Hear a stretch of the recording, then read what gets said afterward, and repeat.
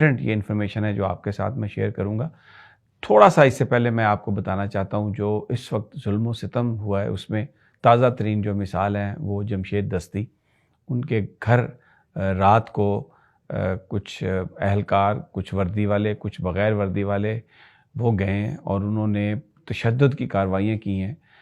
جمشید دستی صاحب نے خود ایک ویڈیو کی ہے، سوشل میڈیا پر وہ اویلیبل ہے، جس میں انہوں نے یہ الزام لگایا کہ ان کے گھر لوگ گھسے اور انہوں نے کہا ہے کہ دہشت گردی کی انتہا کر دی گئی ہے، ظلم کی انتہا کر دی گئی ہے۔ یہاں تک انہوں نے کہا ہے کہ ان کی جو اہلیہ ہیں ان کے کپڑے تک جو ہیں وہ اتار لیے گئے ہیں۔ بڑا سنگین یہ گفتگو ہے۔ 4 دفعہ جمشید دستی صاحب قومی اسمبلی کے رکن رہے ہیں۔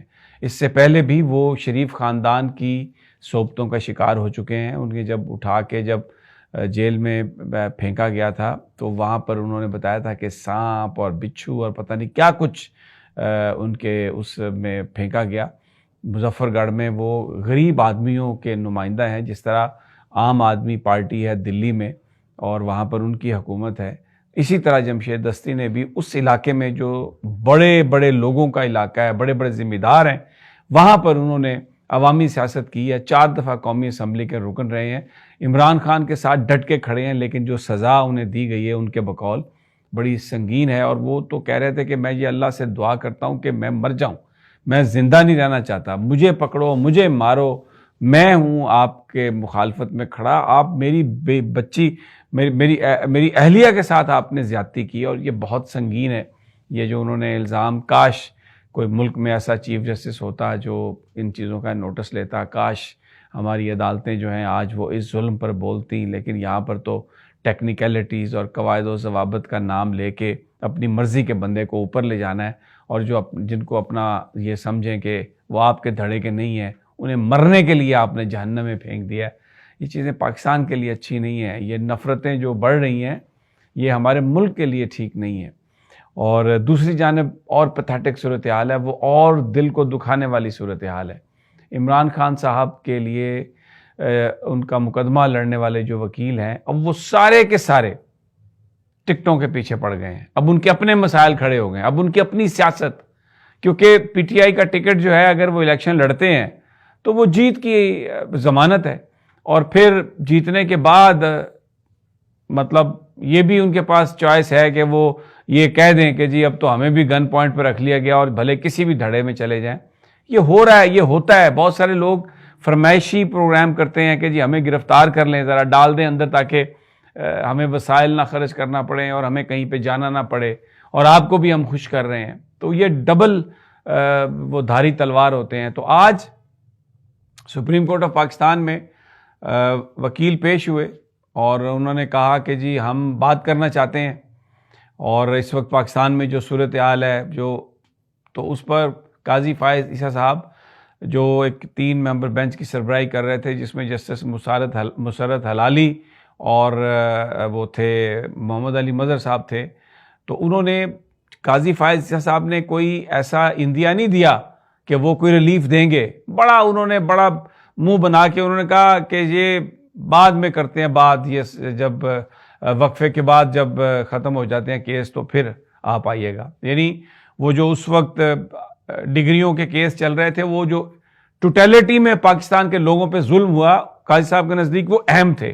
انہوں نے اپنے جو وہ سوچتے ہیں اور جو انہوں نے ریلیف دینا ہے وہ تو ایک اندیا انہوں نے دے دیا تھا بالکل، کہ اگر وہ سننے کے لیے تیار نہیں ہے اور وہ کہہ رہے ہیں کہ جی وقفے کے بعد آپ آئیے گا، ان کے نزدیک یہ جو لوگ اغوا ہو رہے ہیں، یہ جو گرفتار ہو رہے ہیں، جو ڈی آر اوز نے کیا ہے، ان کے نزدیک اس کی کوئی اہمیت ہی نہیں ہے۔ جو جمشید دستی کی ویڈیو چل رہی ہے، جو عمر ڈار کے ساتھ ہوا ہے، جو باقی میاں آباد کے گھر ہوا ہے، یعنی جن لوگوں کے گھروں کو توڑا پھوڑا گیا، ایون رشید بھٹی لاہور میں ان کے گھر جس طرح گئی ہے پولیس اور ان کے گھر کو سارا توڑا ہے، تو وہ اس میں کوئی انٹرسٹڈ نظر نہیں آئے سننے میں۔ انہوں نے کہا جی وقفے کے بعد آپ آئیے گا۔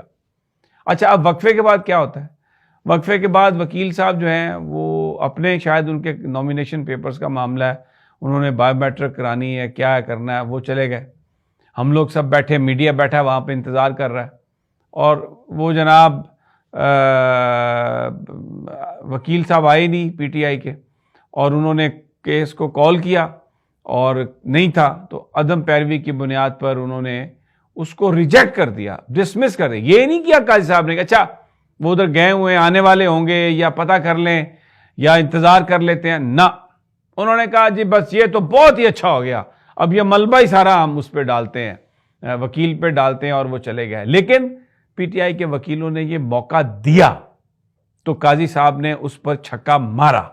بالکل, یہ آج وہ یہ کہہ سکتے ہیں کہ جناب وکیل ہی نہیں آئے, اور وکیل صاحب باہر جو ہیں وہ وہاں پر انقلاب کے درس دے رہے ہیں یوٹیوبرز کے ساتھ کہ انقلاب آئے گا, اور ہزاروں لوگ آ گئے اور چلے گئے, اور عدم پیروی کی بنیاد پر اندر وہ جو مقدمہ ہے نا قاضی صاحب نے مارا چھکا اور بال باؤنڈری کے باہر.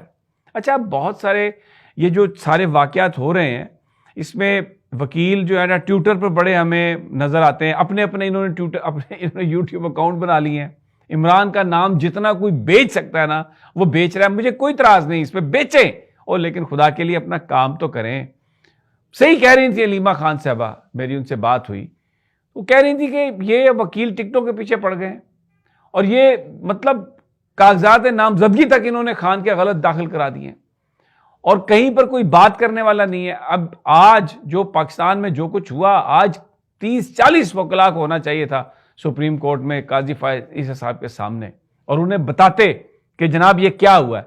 اور پھر میرا دوست صدیق جان بار بار یہ بات کہہ رہا ہے کہ جو کام ان کو کرنے چاہیے تھے انہوں نے نہیں کیے.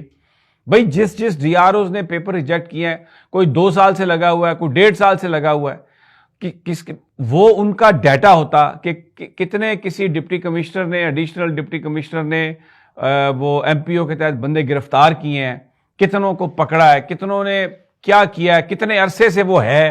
یہ تو ماضی کے لوگ ہیں جو پچھلی حکومت نے اپوائنٹ کیے تھے.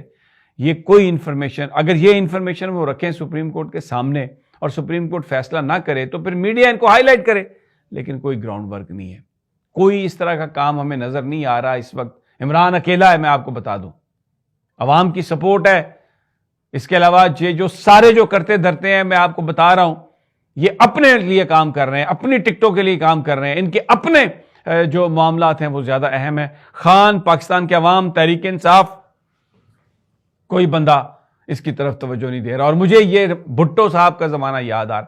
آپ کو پتا ہے جب بھٹو صاحب کے خلاف مقدمہ قتل سپریم کورٹ میں تھا تو ججز کی اکثریت جو تھی وہ ذوالفقار علی بھٹو کو بری کرنا چاہتی تھی, لیکن مقدمہ جس انداز میں لڑا گیا, جس انداز میں دلائل کو لمبا کیا گیا, موقع مل گیا, 2 ججز علالت کی وجہ سے اور ریٹائر ہو گئے, جس کی وجہ سے, اور وہی 2 ججز تھے جو بری کرنا چاہتے تھے ذوالفقار علی بھٹو کو.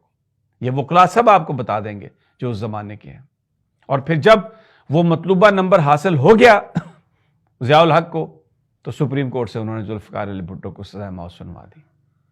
بتانے کی ضرورت ہے سپریم کورٹ میں, آج کنفرنٹ کرنے کی ضرورت ہے. چیف جسٹس بلینکٹ میں آپ کو کوئی ریلیف نہیں دے گا, تو کون کون کیا کر رہا ہے اس کا ڈیٹا ہوتا, وہاں پر ججز کے سامنے پیش کیا جاتا, میڈیا کو لیک کیا جاتا, ریلیز کیا جاتا, تو پھر آج شاید سپریم کورٹ سے میسج آپ فورسیبلی یعنی دلائل کی بنیاد پر لے سکتے, ایسا ایویڈنس دیتے کہ وہ ادھر ادھر ہو ہی نہ سکتے. لیکن آپ تو اپنی ٹکٹوں میں پڑے ہوئے ہیں. صحیح کہہ رہے ہیں سب لوگ, علیمہ خان بھی صحیح کہہ رہے ہیں, اور مجھے اس میں ایک بو ہے کسی اور چیز کی. آئی اسمیل ریٹ. یہ جو لوگ نہیں آئے, اپنے اپنے چکروں میں پڑ گئے ہیں, مجھے نہیں پتا کس کس کے لیے کون کون کام کر رہا ہے. اللہ ہم سب پر رحم کرے. دل آج بہت دکھا ہوا ہے سب کچھ دیکھ کے. اللہ نے کے بعد